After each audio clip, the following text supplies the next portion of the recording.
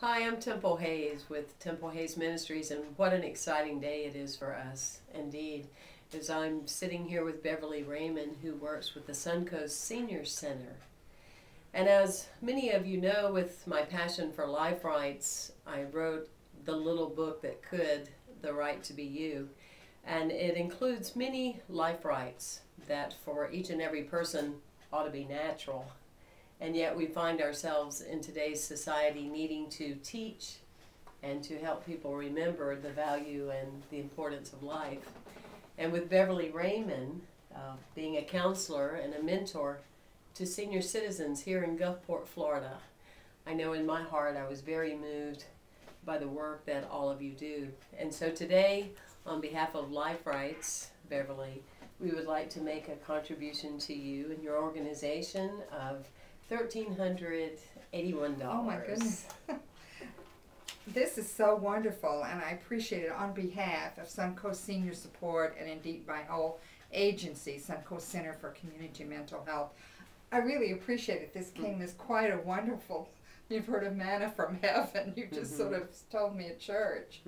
And I just feel very excited. Thank you. And another person works in our program, Amanda Crabtree, who does our substance abuse prevention. So you have many people over at our agency who enjoy your sermons and come to your church. And thank you so much. We really appreciate it. Well, that's wonderful. In the book, The Right to Be You, it talks about elder rights.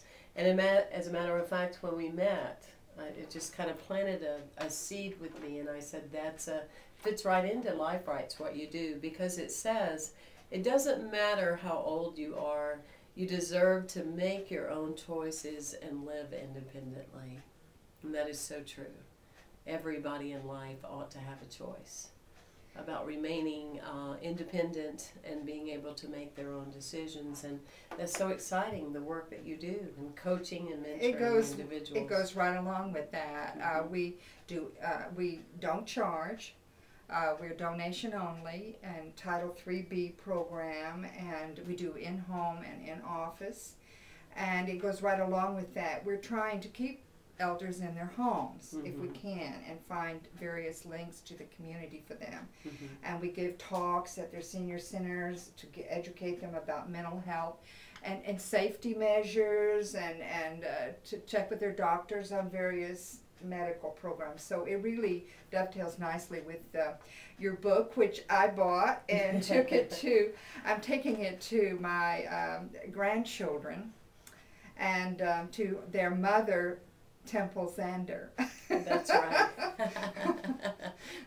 That's right. Beverly has a daughter named Temple as well, so we have some common threads.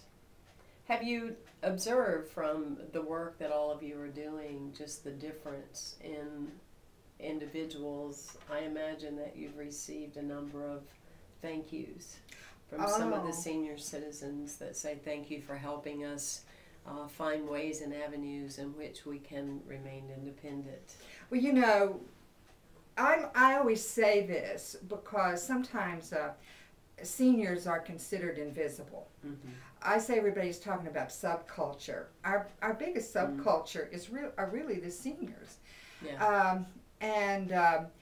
They're much more interesting and much more fun than you would ever guess.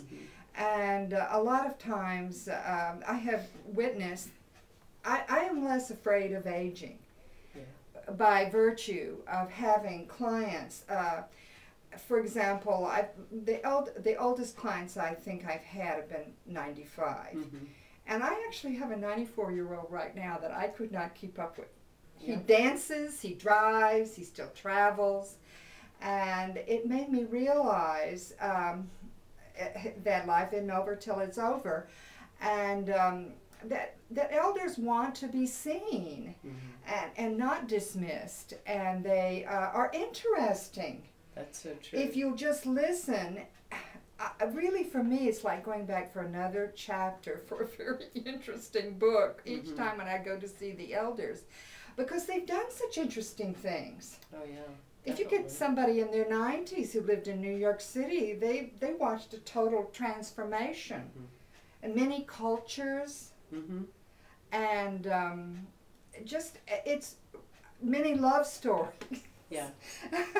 And you're right. That's a season of life with humanity in our culture that a lot of people miss out on, because the truth of the matter is though the body changes, the inside within all of us remains the little girl and the little boy.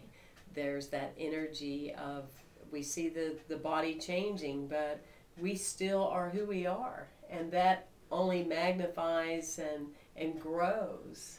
And in our culture, we could all benefit, especially children, if we would understand the honoring of the elders, because in many cultures, the elders are the ones that everyone goes to, you know, for that experience. So I want to thank you for the work you're doing. I want to thank you for this generous donation, which will help seniors. Yes.